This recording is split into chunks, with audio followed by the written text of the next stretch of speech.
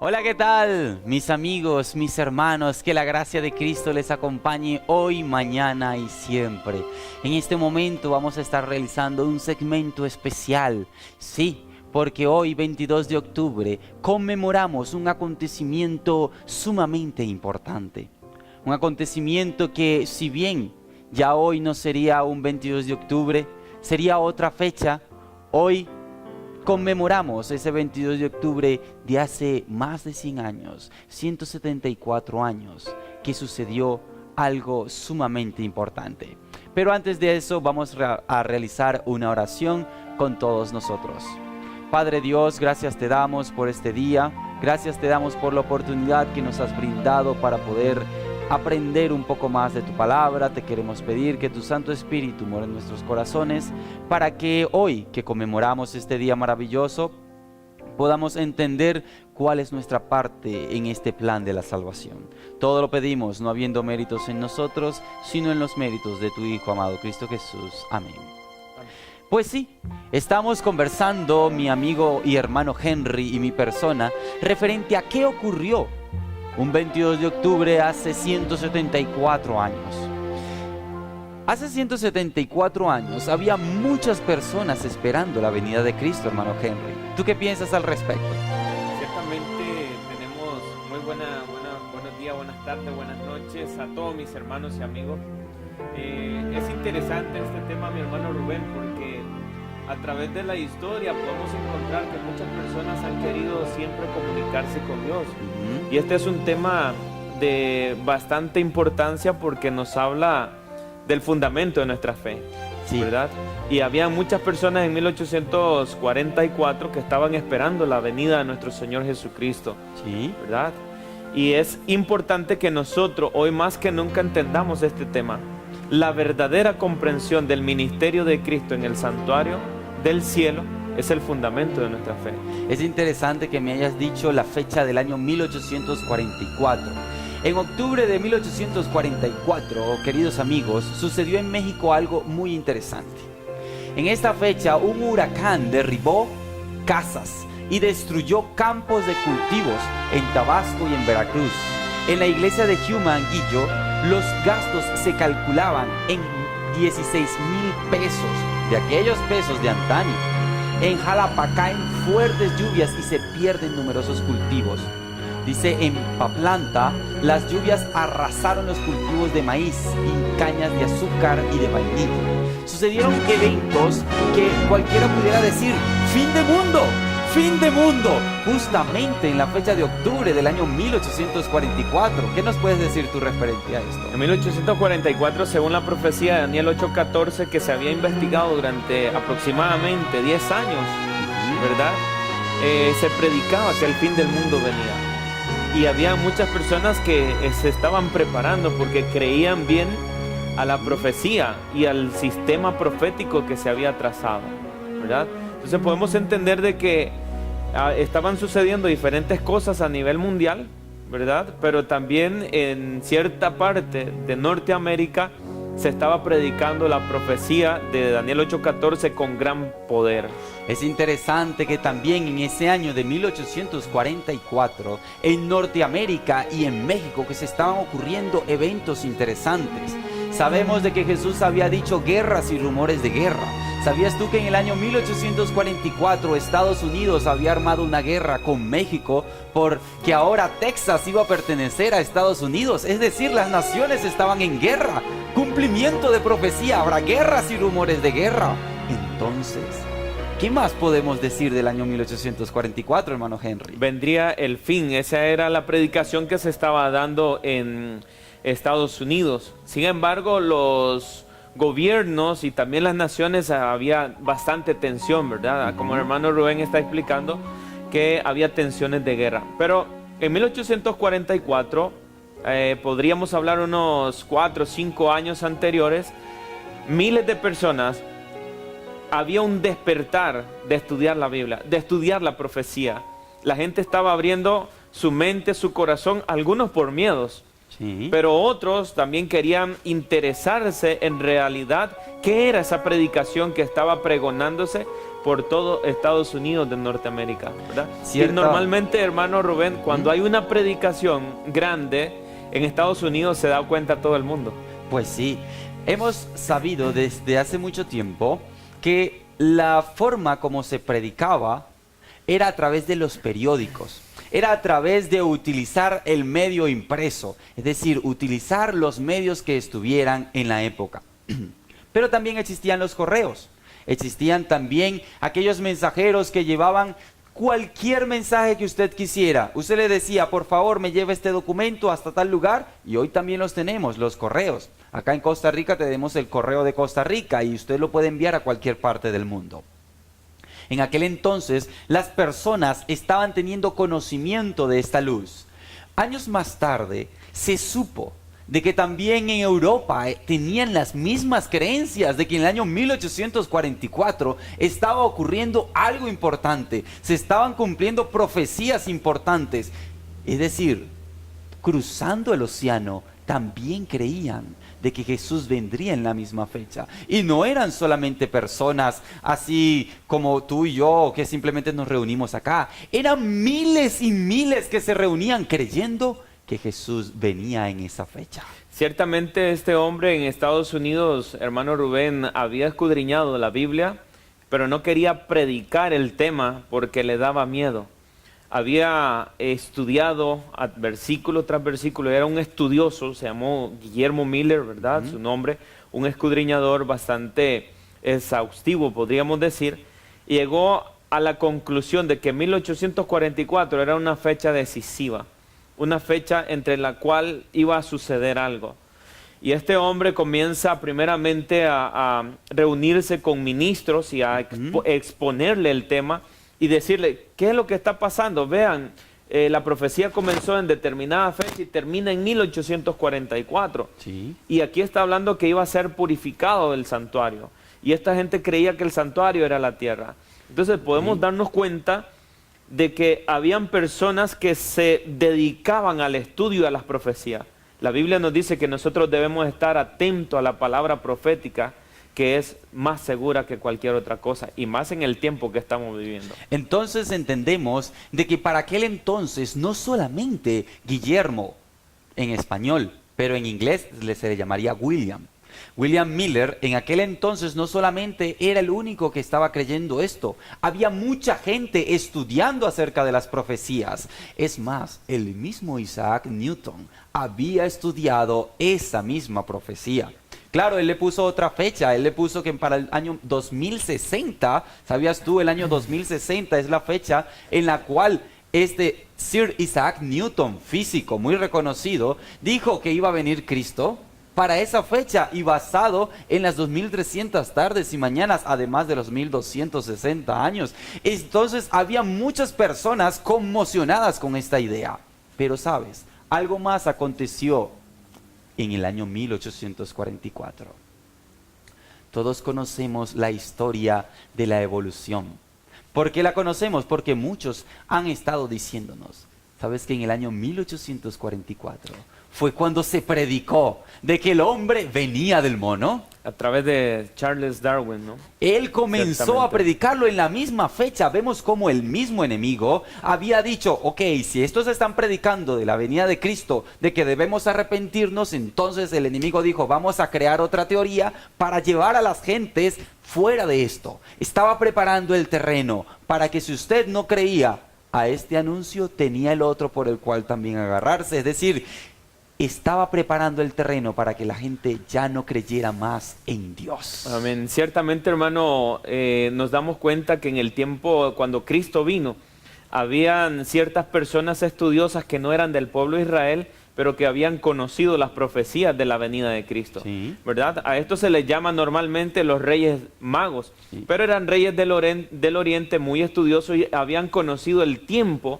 de la visitación, del cumplimiento de la Biblia hebrea del Antiguo Testamento.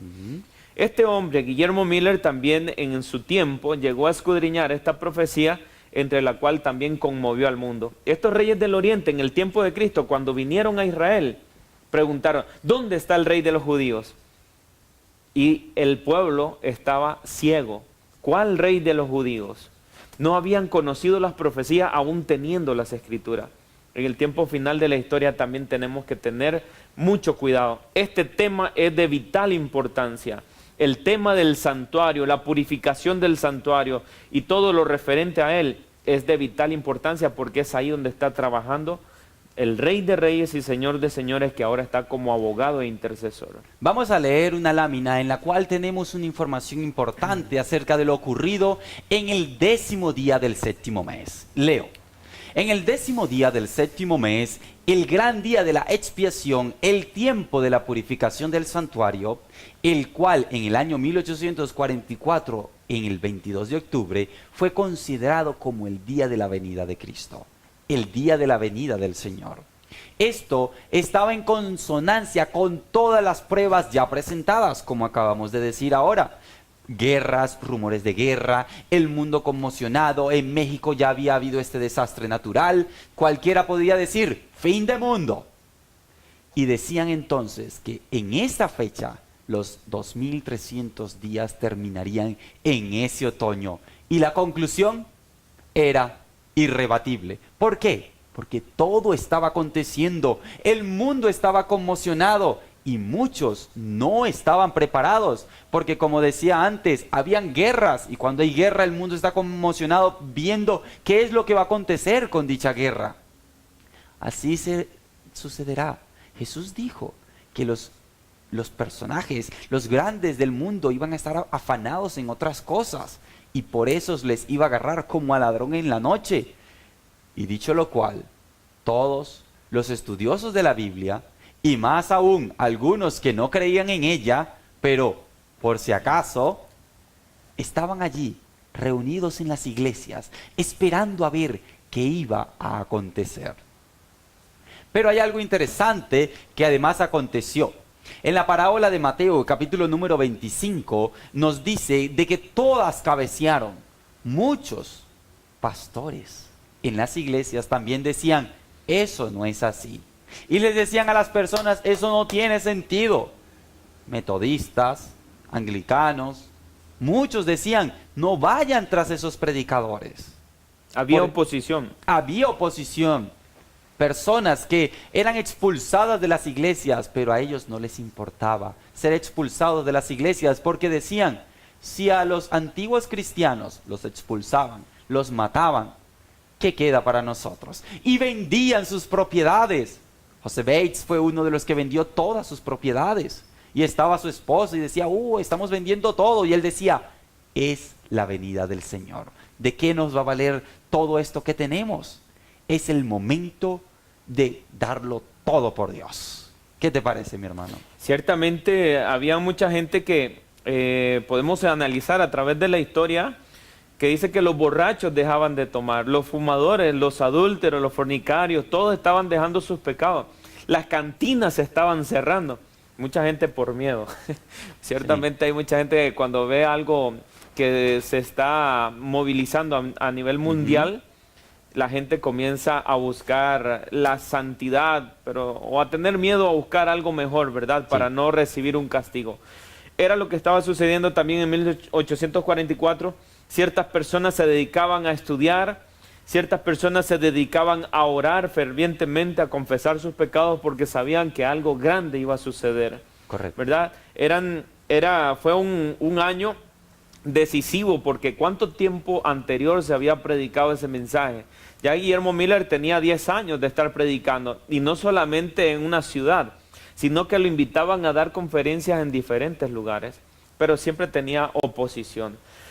Algo que me gustaría hablar, hermano Rubén, es acerca de las 70 semanas, como el pueblo judío que tenía esas profecías especificaban exactamente el bautismo de Cristo, la muerte de Cristo y el pacto con los gentiles.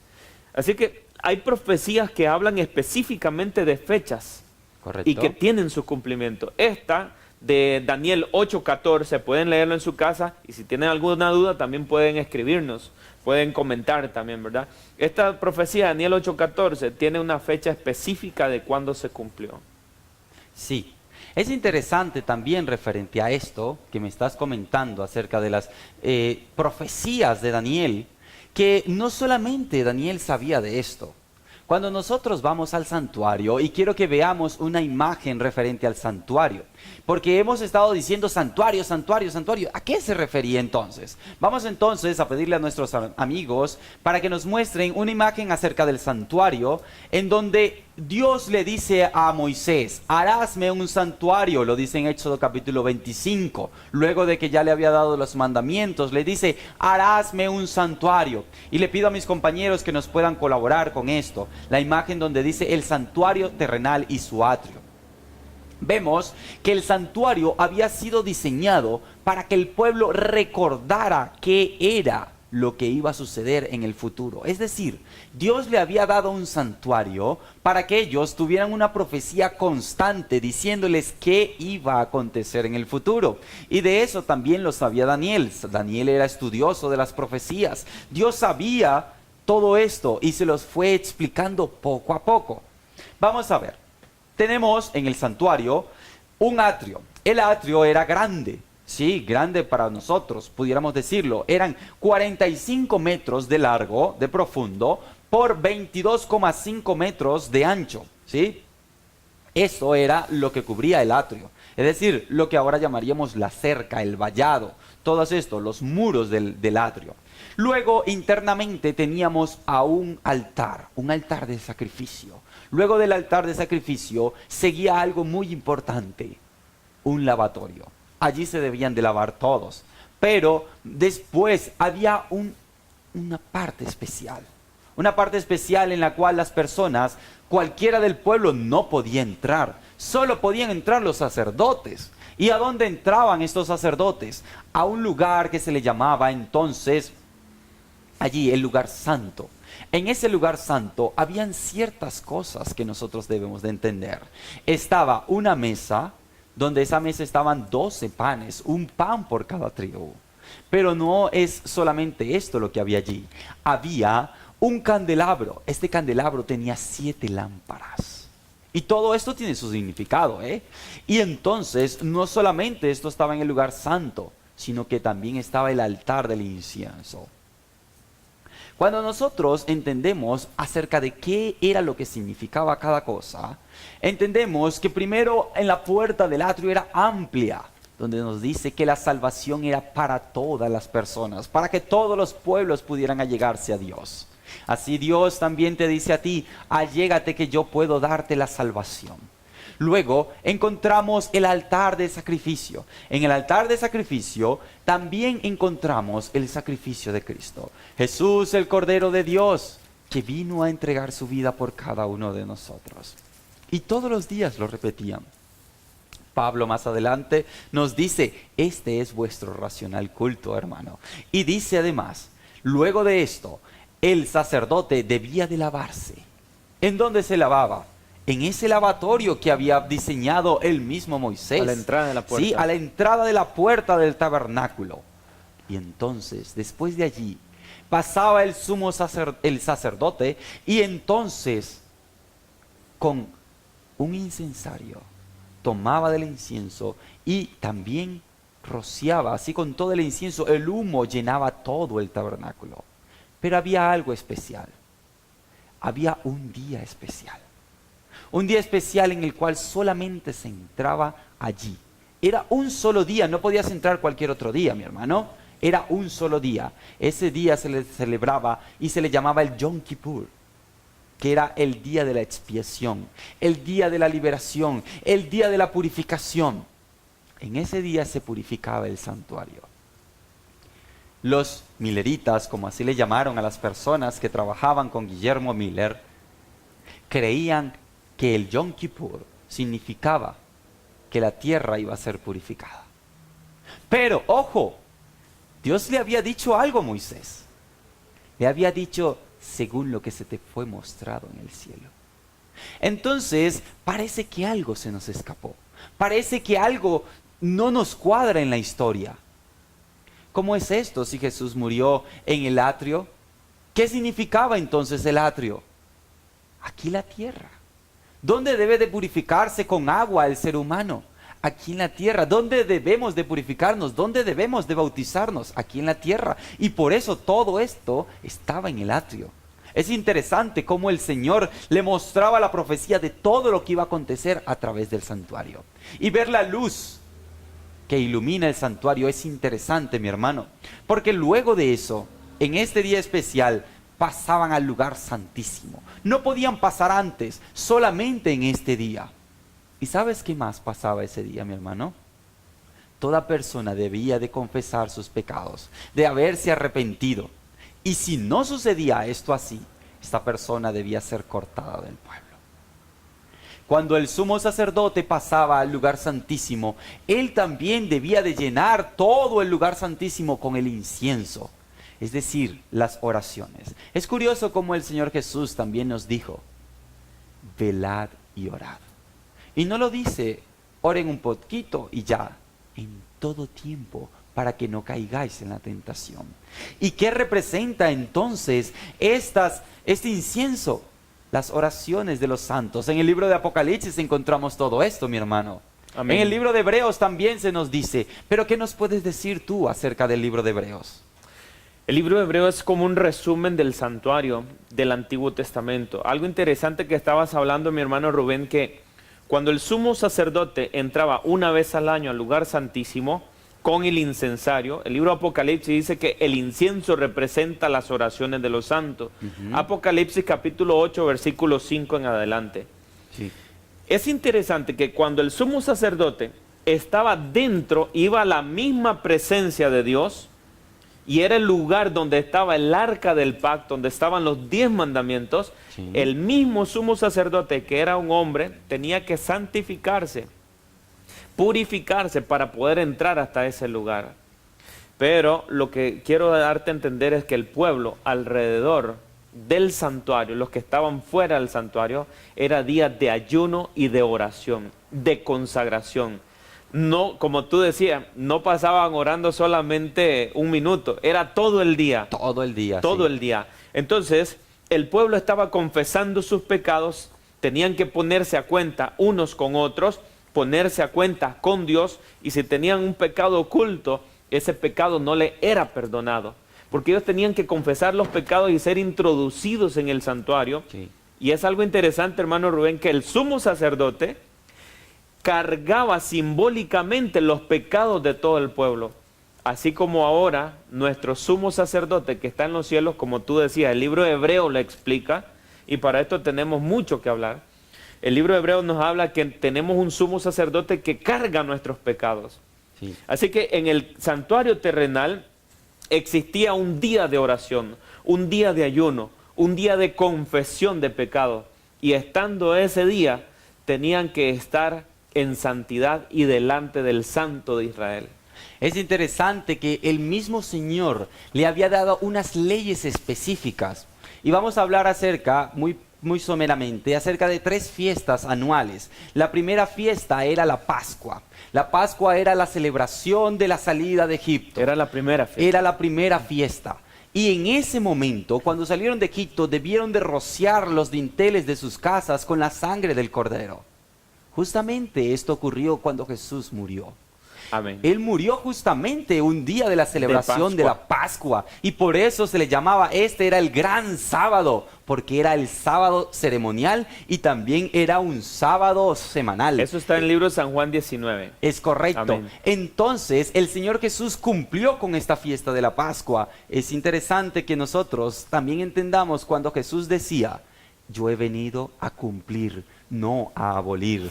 Pero vamos más allá. Luego se presentan las gavillas. Y cuando se presentaban las gavillas, nos dice aquí en el libro de Levíticos, capítulo número 23, que estas gavillas eran justamente 3 días después de haber muerto el corderito. Y es interesante porque el Señor Jesús resucitó en el día de las gavillas. Amén. Justamente allí. Cumpliéndose la profecía. Cumpliendo las profecías. Amén. Vemos que Jesús iba cumpliendo la profecía del santuario poco a poco. Luego ocurrió la fiesta del Pentecostés. La segunda fiesta del Pentecostés sucedía justamente, Pasados 7 semanas completas, al partir del siguiente sábado, que ofrecéis las gavillas para que fuera mecida, es decir, ese domingo que Jesús resucitó, hasta el día siguiente, al séptimo sábado, es decir, 50 días después, ofreceréis al Señor el nuevo trigo. Es interesante cómo Jesús estuvo 40 días con sus discípulos y después, cuando ellos estaban allí en el aposento alto, se cumplió la fiesta del Pentecostés. Amén. Entonces, queda entendido de que todas estas fiestas estaban siendo una profecía y se repetía cada año. Y eso estaba dentro del santuario. Dentro del santuario, dentro de las fiestas que se celebraban anualmente. Pero luego sucedía algo interesante y a este tema es al cual Guillermo Miller le llamó mucho la atención. En el versículo número 23, el Señor dice a Moisés: el primer día del séptimo mes será sábado. Se anunciará a son de trompeta. ¿Qué te parece esto de las trompetas, mi hermano? Tú nos habías comentado acerca de las trompetas y cómo esto sucedió acá en la tierra. Las trompetas sonaron. Ciertamente es un tema bastante amplio que nosotros tenemos que analizar y comprender. Vamos a leer el libro de Apocalipsis en el capítulo 4, el versículo 1 dice: después de esto miré y aquí una puerta abierta en el cielo. Y la primera voz que oí como de trompeta, hablando conmigo, dijo: sube acá, y yo te mostraré las cosas que sucederán después de estas. Ciertamente en el tiempo de Israel se habían dado notas específicas, mandatos específicos de que las trompetas en cada fiesta se tenían que sonar. Y la trompeta tenía que tener un sonido certero. Si venía una guerra, también tenían que tomar la trompeta y darle un sonido certero de guerra. Si era un día de fiesta como la Pascua, también se tocaban las trompetas. Pero en el día de la purificación del santuario, de lo que estamos hablando, un 22 de octubre, se tocaba la trompeta 10 días antes. Y esos 10 días antes se tocaban para que el pueblo tuviera 10 días para ponerse a cuenta con sus enemigos, para ponerse a cuentas con Dios, para ponerse a cuenta con su deuda. Tenía que confesar sus pecados. Y cuando llegaba el 10 del séptimo mes, que era el día de expiación, toda la congregación tenía que estar en ayuno y oración. Así que las trompetas son avisos.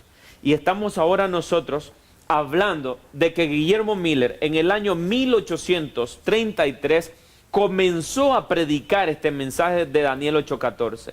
Desde 1833 a 1843 pasaron 10 años. Y este hombre estaba cumpliendo específicamente también los 10 años, los 10 días que se predicaban. Así como dice en otro texto referente a que día por año te lo he dado. Te lo he dado, ciertamente. ¿Sí? Ahora, tenemos que en 1844, ¿qué era lo que estaba sucediendo?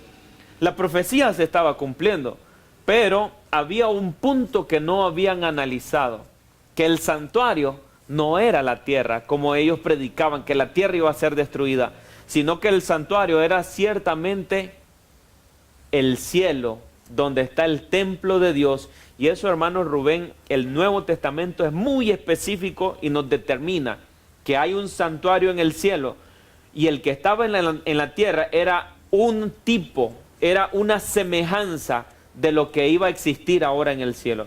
Todas las cosas que se hacían en el santuario terrenal, ahora las está haciendo nuestro Señor Jesucristo en el santuario celestial. Y estamos viviendo en una de las últimas fiestas de la historia que tenemos que comprender, tenemos que estudiar, porque es la última intercesión que Cristo está haciendo.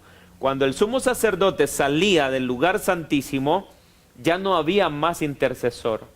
Ya no había más pecado que confesar. El que no había confesado todos sus pecados se quedaba cargando y él tenía que pagar ese pecado porque no lo confesaba.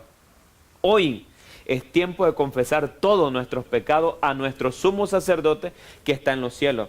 Hebreos capítulo 9, el versículo 23 y 24, dice la Biblia: porque no entró Cristo en un santuario hecho de mano, figura del verdadero, sino en el cielo mismo, para presentarse ahora por nosotros ante Dios. Es tiempo de confesar nuestros pecados y no dejar ni uno solo de ellos. Hoy tenemos que buscar la purificación que se está llevando en el santuario y de nuestras vidas también. Es interesante que en el libro de Jeremías dice que Dios ha puesto atalayas para que le anuncien a su pueblo cuál es la condición. Pero dice Jeremías 6:17, ellos dijeron, no escucharemos. En otro texto, el Señor también ha dicho que muchos se han quedado atrás, se han quedado en solo la parte del lugar santísimo, solamente allí, en el lugar santo, gracias, Amén. Solamente en el lugar santo. Es decir, no han querido pasar con Cristo al lugar santísimo, allá donde está el Padre. Escuchaba también un tema referente a esto, de cómo en el libro de Daniel, el mismo Dios había dicho, y se sentó el juez y los libros fueron abiertos. Pero también dice, y fueron puestos tronos. Había conversado sobre esto con mi hermano. ¿Cómo es tan interesante estos cambios de posición? Porque el mismo Señor Jesús en el Apocalipsis, dice el libro de Juan, ¿sí? Apocalipsis capítulo 1 y 2, nos dice que el Señor Jesús se paseaba por el lugar santo. ¿Y cómo lo sabemos? Porque estaba por entre los candeleros, ¿sí? Y entonces cada candelero simbolizaba una iglesia, cada período de la iglesia. Y es por eso que en este año 1844 también comenzó un periodo especial. La iglesia de la Odisea, la última iglesia, la iglesia de nuestro tiempo. ¿Y cuáles son las características de esa iglesia? Son aquellos que se creen que saben todo. Son aquellos que se creen que son ricos. Son aquellos que se creen que no tienen necesidad de nada. ¿Y qué iba a acontecer en el año 1844? ¿Qué habíamos dicho? El hombre ya había estado diciendo, no vamos a depender de Dios porque ni siquiera de Él venimos. En el libro de Salmos había dicho, dice el necio en su corazón, no hay Dios. Y allí se estaba repitiendo nuevamente la misma necedad. La necedad de que no hay Dios y de que veníamos simplemente de una evolución por arte de una explosión. Hermano Rubén, ciertamente estamos en el tiempo del ateísmo, de la incredulidad, como Sodoma y Gomorra, como en los tiempos antes del diluvio. No creyeron, dice la Biblia. Pero nosotros estamos en tiempos finales.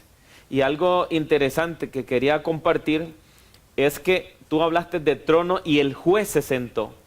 Hay un juez y ese juez es nuestro Padre Celestial, Cristo está como abogado y la ley de Dios, los 10 mandamientos están en el arca del pacto donde entraba el sumo sacerdote una vez al año. En el libro de Apocalipsis capítulo 11 versículo 19 el apóstol Juan dice, y el cielo fue abierto y el templo, el santuario de Dios fue abierto en el templo y el arca de su pacto se veía en el templo. Estamos viviendo en tiempo de juicio.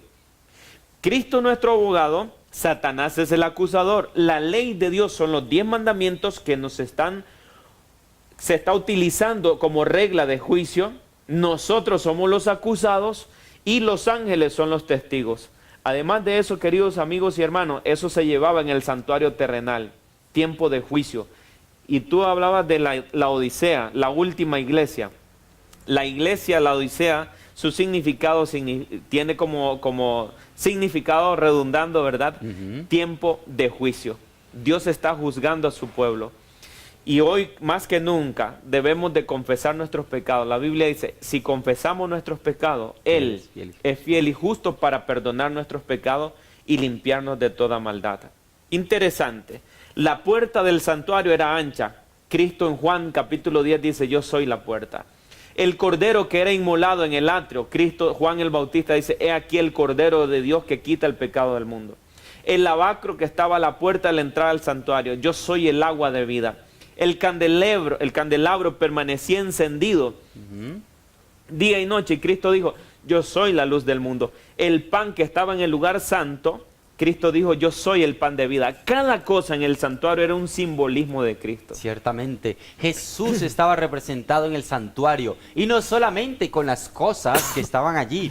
Vemos que también allí en el tabernáculo había diferentes capas que representaban entonces las diferentes fases del mismo Señor Jesús. Nos decía de que había una capa de pieles de tejones y no era muy atractivo la piel de tejones. Y el mismo nos había dicho en la profecía que sin atractivo, para que no lo buscáramos simplemente por su belleza. Pero también había púrpura y carmesí, que representaba su realeza. Había de lino fino, la blancura, que representaba la pureza de nuestro Señor Jesús. Él estaba representado en cada parte del santuario.